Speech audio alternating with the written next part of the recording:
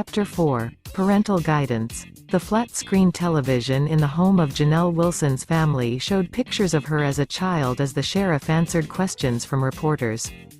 Sherry, Charity's mom, grabbed a cup of hot chocolate and a blanket before going to watch. "Here, Michelle." She handed Janelle's grieving mother the hot chocolate and draped the blanket around her shoulders. "Thank you." Michelle looked at the floating marshmallows and thought back to a beautiful time when she took Travis and Janelle on a ski trip. It was 3 years prior to her daughter's disappearance. Frank, her husband, was away on business and Michelle wanted the kids to do something fun over Christmas break. They hit the slopes in Aspen. Janelle and Travis made each other laugh hysterically as they sipped hot cocoa and came away with melted marshmallow mustaches. It was a blessed time for the Wilson family. Janelle used to love it made just like this. She still does. Sherry put her arm around Michelle's shoulders and squeezed. "We're going to bring her back home." Michelle shifts to face her. "Is the GBI looking into my baby's case too?"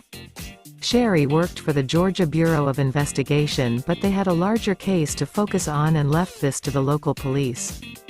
"Not officially, but I'm using my resources there to see if there's anything I can find out." Sherry reassured her friend. "We now take you to the press conference where Sheriff Sachs of Fulton County will answer questions from reporters about the disappearance of Janelle Wilson." The television reporter announced. "Oh my God. Turn it up, Sherry," Michelle said as she searched for the remote. "Sheriff, do you believe her disappearance has relation to the other young African American girls who were taken across the country in places like D.C. and Chicago?" one reporter asked. "At this time, we have seen no connection between the two." He nods in the direction of another reporter. "Have you forgotten about the others? Many of them were in Atlanta as well. What efforts are being made to find any of them?" she asked. "Does anyone else have any questions?" Sheriff Sachs pressed his sweaty palms into the podium so hard a piece could have come off. "Yes," a male reporter shouted. "Why didn't you answer her question?" "I apologize. Yes, of course, there is a task force actively searching for all the missing children. Those are all the questions I have time for today. Thank you all." Sheriff Sachs turned to leave as the roar of reporters' questions and comments were hurled at him. The male reporter who spoke last could be clearly heard shouting, "Sachs, we haven't dismissed them. We won't let you do so either." Michelle turned the television off. "I am numb. My baby is probably and cold and hungry. She could be hurting in one way or many." She sobbed into her blanket. "God. It's okay, honey. Come here. I got you." Sherry hugged her. There wasn't much else she could do for her friend and she'd do anything to take this pain away. "I can't just let them sweep her under the rug when a new story comes along. She is my daughter," Michelle shouted. I know. Sherry was trained to handle serious situations and knowing what to say, but this hit too close to home for any of that to matter. She was at a loss. "I need to know she's okay." Michelle sat up straight. "Even though that means everyone will find out what we did." She could barely see Sherry's face through her teary eyes, but her words were crystal clear. "We will get her back, but we have other children to think about as well. We could lose them both. I helped you with Janelle once. I will help you again." I know, Michelle said. "We have to find her without anyone finding out that we did anything." Chapter 5. Running Wild. During her lunch period at school, Charity went to the library. She had enough of nosy people wanting to know about Janelle's disappearance so they could gossip about it. She sunk down into one of the chairs and stared blankly at the rows of African American literature books. She wished she could be transported into a different world where she wasn't sick with guilt and didn't have to hide her relationship. She nodded off to thoughts of happier times and worlds that only books and imagination could transport her to. Roughly 20 minutes later she awoke to the giggles of a nearby group talking about her. "Really, what happened to Charity though?" one girl asked. "I mean, she used to be the queen of this school and now all she does is mope around or stare all googly-eyed at her phone." "True," another said. "She used to know how to turn this school out. That's what everyone needs right now." But maybe it's time for someone else to take that spot. Charity wanted to see the looks on their faces as she marched up to them. She didn't have it in her though because she was too sad and knew they were right. She used to be the queen of Wilkerson High until things got more intense with Tony. She needed to get the focus off of Janelle, who she had to convince herself was somehow just fine. She walked towards the busy cafeteria.